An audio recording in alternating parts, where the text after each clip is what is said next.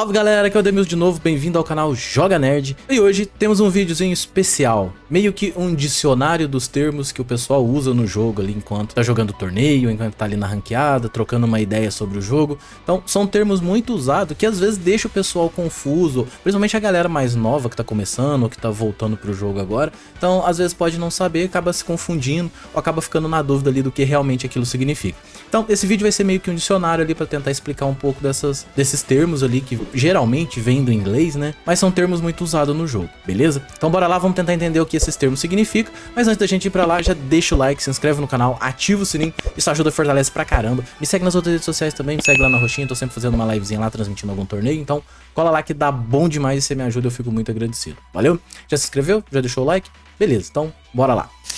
Bom galera, e o primeiro termo que eu vou começar falando aqui é um termo que eu sempre tô falando aqui dos vídeos, que é o danado do brick. E o que é brick? Bom, a palavra brick em inglês, eu acho que ela significa tijolo, se eu não me engano. E é literalmente isso, é quando a sua mão abre, é como se você estivesse segurando um tijolo, não serve pra nada, você não tem o que fazer com aquilo.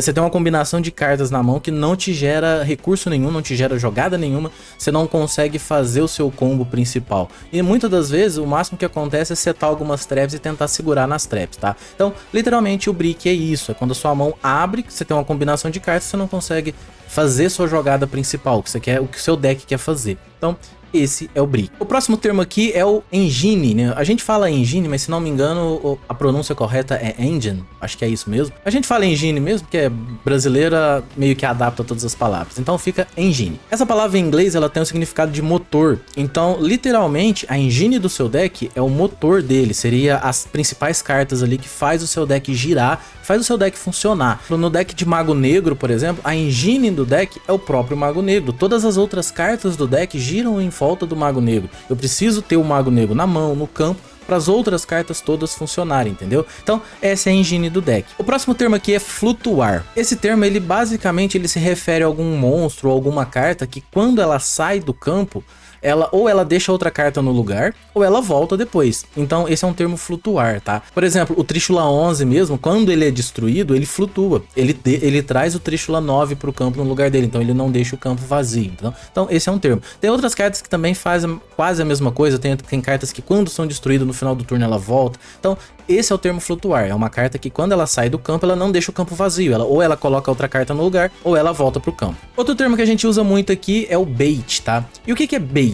Quando eu falo assim, vou baitar meu oponente, vou setar essa carta aqui pra baitar meu oponente. Por exemplo, eu tenho várias cartas mágicas e armadilhas ruins na mão ali, que não serve pra nada, e eu tenho uma carta boa, uma mágica boa, uma armadilha boa. Então eu seto ela no meio de outras duas ruins ali, caso o oponente tenha alguma coisa pra tirar, pra remover minhas armadilhas e minhas magias, ele errar a minha magia boa ou a minha trap boa e acertar as outras. Então isso é um bait. Outras vezes também o que pode se entender como bait é eu setar um monstro ou fazer uma jogada com um monstro ali pra induzir o oponente a dar resposta, fazer alguma coisa pra gastar os recursos dele, e daí depois que ele gastar esses recursos, aí sim eu parto pra minha jogada principal, porque eu já meio que induzi ele a gastar os recursos dele, tá? Então isso é um bait, é tentar enganar teu oponente. Outro termo que a gente usa bastante também é o follow-up. E o que seria o follow-up? O follow-up é tentar voltar já pensar numa jogada para voltar pro jogo, tá? De Speedroid, por exemplo, a gente monta o campo lá com o asa de cristal e o asa transparente. E geralmente a gente passa pelo 5-4 lá, que ele, no final do turno ele devolve o ioiô pra mão. Então o ioiô ele se torna meu follow-up, que é a minha volta pro jogo. Caso o meu oponente consiga fazer alguma coisa que limpe o meu campo, o ioiô vai ser minha volta pro jogo, vai ser minha carta para continuar jogando, tá? Outro termo aqui bastante usado, mas que no Duel Links a gente quase não usa, mas mesmo assim daí é um termo que pode aparecer, é o Floodgate. A palavra Floodgate, ela pode significar barragem, tá?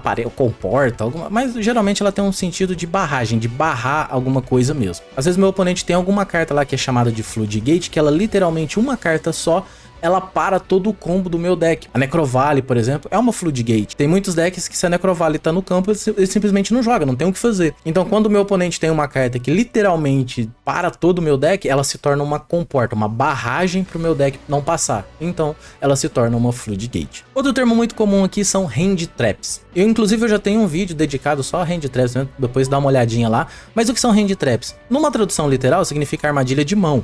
Ou seja, é uma carta que você pode ativar diretamente da sua mão para tentar parar um combo do oponente, para tentar desativar um efeito, para tentar fazer alguma coisa enquanto seu oponente está jogando. Então, Hand Trap são cartas que você pode ativar da mão no turno do oponente. Outro termo bastante usado aqui é jogar em volta. Imagina que seu deck tem uma jogada específica que ela precisa funcionar para você poder montar seu campo e conseguir jogar. Imagina que seu oponente tem uma carta setada lá no campo, você não sabe o que é aquela carta, e você fica imaginando, pô, se aquela carta parar o meu combo principal, eu não consigo jogar mais. Eu vou jogar em volta daquela carta que, se caso o meu oponente ativar ela e tentar parar meu combo, eu ainda tenho outra saída para continuar jogando, tá? Então isso é jogar em volta, tentar imaginar o que o oponente vai fazer, ou que aquela carta vai fazer, pra você poder não perder ali, tentar fazer a sua jogada principal de cara e já ser parado de cara ali e não conseguir combar. Outro termo bastante usado aqui também é o lock. O lock significa meio que travar, né? Bloquear ou travar. E esse travamento pode se ocorrer diante do meu próprio deck ou diante do próprio deck do oponente, tá?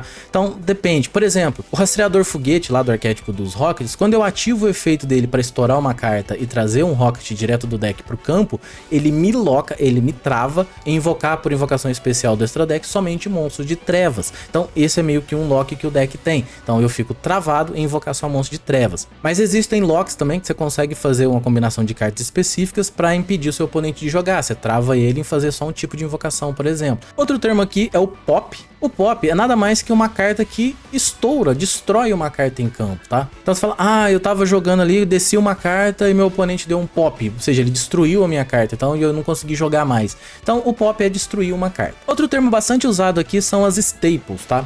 E o que são cartas staples? Staples são aquelas cartas que geralmente elas rodam em todos os decks ali, principalmente que tá no meta. São cartas que geralmente encaixam em vários decks. Por exemplo, hoje no meta atual, o Ciclone Cósmico se tornou uma boa staple. Ele tá presente em todos os metas, porque é uma carta que lida bem com o meta, ela joga bem no meta. Então é uma carta mágica ali que ela se encaixa em vários decks, tem espaço para ela em vários decks e ela acaba se tornando uma boa staple. Outro termo bastante usado aqui é o top deck. Bom, a palavra literalmente ela já é autoexplicativa, é o topo do deck, beleza, tá ali no topo do deck.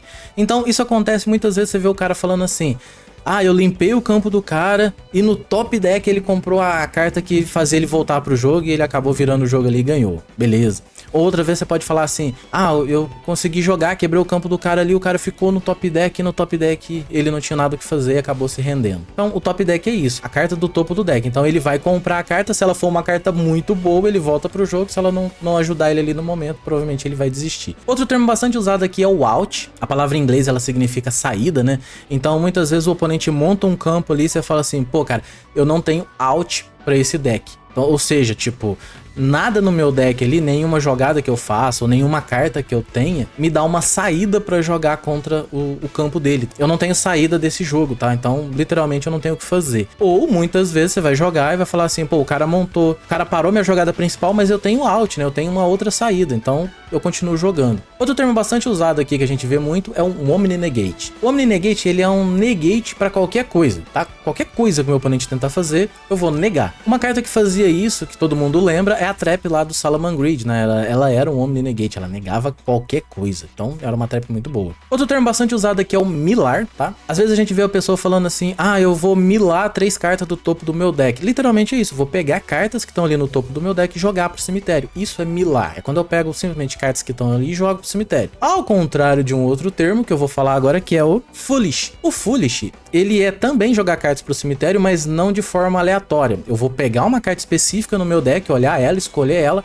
e jogar ela pro cemitério. Isso é o Foolish. Então a diferença de Foolish pra Milar é essa. No Milar eu jogo qualquer carta que tá ali no topo do deck, e no Foolish eu vou escolher uma carta específica e jogar ela pro cemitério. Beleza? Outro termo bastante usado aqui que a gente vê o pessoal falando é o trigar. Trigar é meio que uma forma de deixar a palavra meio que em português, porque o termo certo seria trigger, né? Que vem de gatilho em inglês e tal. Então, o termo trigar se refere a quando o meu oponente faz alguma coisa que ativa um efeito específico que eu tenho. Por exemplo, eu tenho um monstro ali no campo, ele fala o seguinte, quando seu oponente ativar um efeito de monstro, você pode negar e destruir. Então isso é um trigger, né? Então meu oponente ativou um efeito de monstro, ele ativa o meu gatilho de negar e destruir. Então isso é trigar efeito. Então às vezes você vê o cara falando assim, ah, eu tava com tal monstro no campo, o cara desceu o monstro dele, ativou o efeito pra combar, só que ele esqueceu que ele ia trigar o efeito do meu monstro, que ia destruir o monstro dele, então aí ele perdeu o combo. Então acontece bastante. Outro termo bastante usado aqui é o Chain Block. E o que é o Chain Block? A palavra Chain Block, né, o bloqueio de corrente, é quando você consegue organizar a ativação de 2 ou mais efeitos de forma que o efeito principal que você quer que passe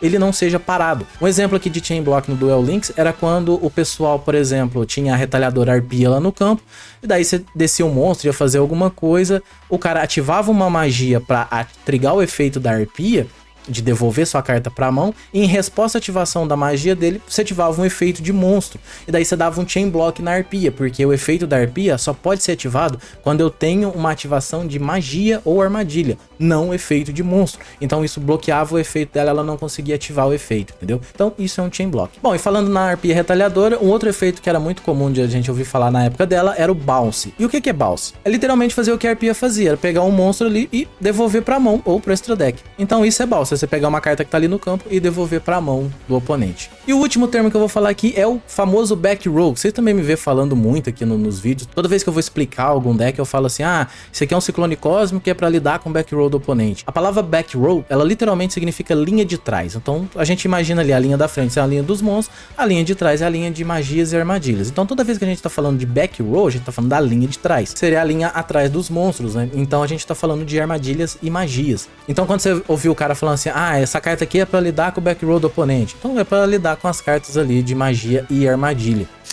Então é isso, galera. Espero que todo mundo tenha entendido. Caso tenha ficado alguma dúvida, deixa aí nos comentários que eu vou tentando responder vocês. E se caso faltou algum termo aqui que eu esqueci, deixa aí nos comentários que depois eu vou tentando responder também. Qualquer coisa, se tiver muito termo que eu tenha esquecido, eu faço uma parte 2, beleza? Mas valeu. Obrigadão a todo mundo que assistiu até aqui. Tamo junto. Até a próxima e fui!